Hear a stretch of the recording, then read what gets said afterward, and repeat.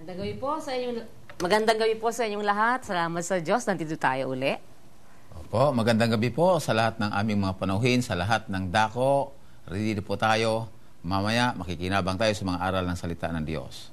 Opo, kapatid na Daniel, pagkakataon po ito sa tulong at awa ng Diyos na muling makapakinig na naman po tayo ng mga aral ng Diyos mula po sa banal na kasulatan sa pamamagitan mo po at ni kapatid na Eli Soriano. Salamat po sa Diyos, kapatid na Daniel. We're all set. Salamat po at narito, muli namin ipinagkakaloob sa inyo si kapatid na Eli Soriano. Kapatid na Eli, magandang araw po sa inyo. Magandang araw sa inyo mga kapatid, sa lahat ng dako, sa ating mga kababayan, sa ating mga panauhin. Ganun din sa mga hindi nating kalahi na nakatune in ngayon. Pati sa ating mga kapatid at mga kaibigang nakatune in sa angdatingdaan.org. Maligayang araw sa inyong lahat. Loobin nawa ng Diyos na maging pakikinabang sa atin ang pagtitipong ito na ginugugulan natin ang panahon sa lapi, pagkakataon at ng maraming effort para tayo'y makakumbida ng mga tao na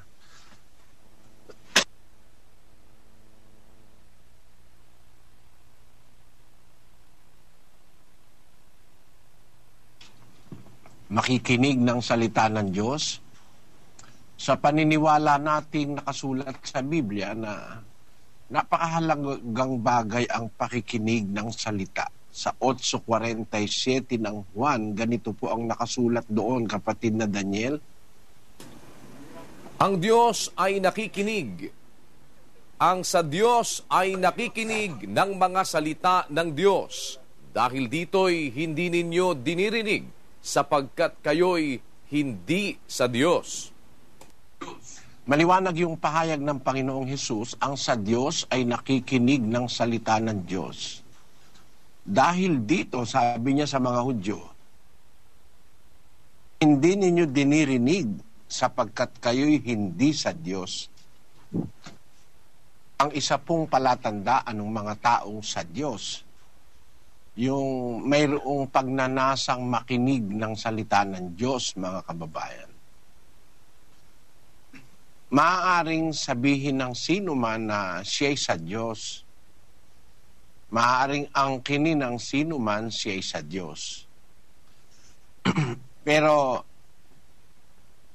kung ang mga taong nag-aangkin na sila'y sa Diyos, gaya ng mga kaaway ng Panginoong Hesus na mga Hudyo, ayaw namang makinig ng salita ng Diyos, ang hatol ng Panginoong Hesus, hindi kayo dumirinig sapagkat kayo'y hindi sa Diyos.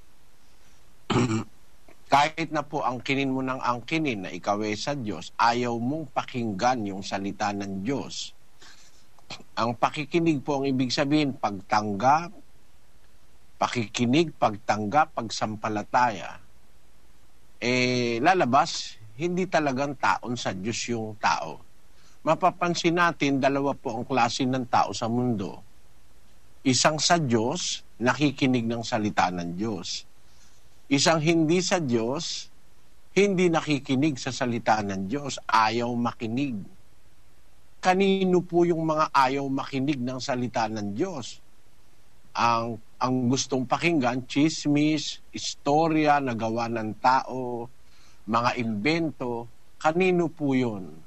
Basahin natin sa 8:44 ng Juan pa rin, kapatid na Daniel. Kayo'y sa inyong amang diablo at ang nasa ng inyong ama ang ibig ninyong gawin. Siya'y isang mamamatay tao buhat pa ng una at hindi nananatili sa katotohanan sapagkat walang katotohanan sa kanya. Pagka nagsasalita siya ng kasinungalingan ay nagsasalita siya ng saganang kanya sapagkat siya'y isang sinungaling at ama nito. Merong po palang tao na hindi sa Diyos, kaya hindi sa Diyos, sa demonyo naman pala. Kayo'y sa inyong amang diablo. Ang nasa ng inyong ama, ang ibig ninyong gawin, sabi ng Panginoon. Siya'y mamamatay tao buhat pa ng una, hindi nananatili sa katotohanan sapagkat walang katotohanan sa kanya. Pagka nagsasalita siya ng kasinungalingan, yun ang gustong pakinggan ng mga tao na hindi sa Diyos. Pag nagsasalita siya ng kasinungalingan, nagsasalita siya ng sa ganang kanya. Ang kinakausap niya, yung ganang kanya, yung mga tauhan niya. Sapagkat siya ay isang sinungaling, yung diablo, at ama ng mga sinungaling.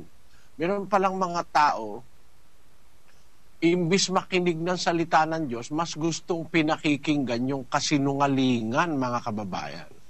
Yun ang mga sa demonyo. Sabihin nyo, meron bang taong gano'n mas gusto yung kasinungalingan? Basahin natin sa 2 Tesalonica. Ganito ang nakasulat sa 2:11. At dahil dito'y ipinadadala sa kanila ng Diyos ang paggawa ng kamalian upang magsipaniwala sila sa kasinungalingan, upang mga hatulan silang lahat na hindi nagsisampalataya sa katotohanan, kundi nangalugod sa kalikuan. Meron palang mga tao, mas malugod sila sa kalikuan. Ayaw nila nung katotohanan, yung salita ng Diyos. Ang gusto nila kasinungalingan. Iyan po ang dahil kung bakit may paghatol ang Diyos na gagawain. Basahin natin sa 3:19 ng 1. At ito ang kahatulan, na naparito ang ilaw sa sanglibutan, at inibig pa ng mga tao ang kadiliman kaysa ilaw, sapagkat masasama ang kanilang mga gawa. Kagaya ng mga taong gusto pa yung kasinungalingan kaysa sa katotohanan, merong mga tao naman ang gusto yung kadiliman kaysa sa ilaw. Kaya sabi ng Panginoong Hesus, ito ang kahatulan. Ito ang dahil kaya hahatol ang Diyos sa tao. Naparito ang ilaw sa sanlibutan, inibig pa ng mga tao ang kadiliman kaysa ilaw. Para ring naparito ang katotohanan, inibig pa ng tao ang kasinungalingan kaysa sa katotohanan. Bakit? Sapagkat ang kanilang mga gawa ay masasama. Yan po ang pangunahing dahilan. Meron tao, ayaw ng katotohanan, ang gusto kasinungalingan. Kaya po, makikilala mo yung taong may diwa ng pagiging sa Diyos. Ang sabi sa Biblia, ang sa Diyos, nakikinig ng salita ng Diyos o nakikinig sa katotohanan. Ang sa Diyos ayaw ng kasinungalingan. Ang gusto nila katotohanan. Basahin natin ang 17 ng gawa. 1, kapatid na Daniel. Pakabanalin mo sila sa katotohanan. Ang salita mo'y katotohanan. Yung salita ng Diyos ay katotohanan, sabi po sa Biblia. Sabi sa Biblia, pakabanalin mo sila sa katotohanan, ang salita mo'y katotohanan. So ang katotohanan po na dapat nating pakinggan, yung salita ng Diyos. Pag ang tao ayaw makinig sa katotohanan na salita ng Diyos, ang kanyang hilig, kasinungalingan ng diablo, tiyak na tiyak pong hindi sa Diyos yung tao na yon. Mas gusto niya yung kasinungalingan, yung mga imbento. Ngayon maraming imbento ngayon, mga kapatid. Kagaya ng paniniwala na ipinapaniwala ng iba-ibang relihiyon, wala naman sa Biblia. Yung paniniwalang wala yung limbo. Kasinungalingan po yun eh. Pero tayong mga Katoliko, mahigit na 400 taon, halos 500 taon pinaniwala tayo ng Papa sa Roma na may limbo. Kaya tayo nagkukumahog sa ating mga anak na bagong panganak na kailangang mabinyagan, kahit ipangutang lang, magbibinyag ka, maghahanda ka, kukuha ka ng kumarit-kumparit. Kasi pag ang bata raw ay hindi nabinyagan, pupunta raw sa limbo. Nakasulat po yan sa aklat ng Katoliko. Hindi po ako naninira. Basahin natin ang aklat ng Katoliko tungkol sa limbo. Ito po yan. Sa kanilang aklat na ang pamagat ay Modern Catholic Dictionary, the word limbo, pakibasa mo kapatid na Daniel yung information diyan sa Modern Catholic Dictionary. Limbo. Limbo, the abode of souls excluded from the full blessedness of the beatific vision, but not suffering any other punishment. They enjoy the happiness that would have been human destiny if humans had not been elevated to the supernatural order. Catholic theology distinguishes two kinds of limbo.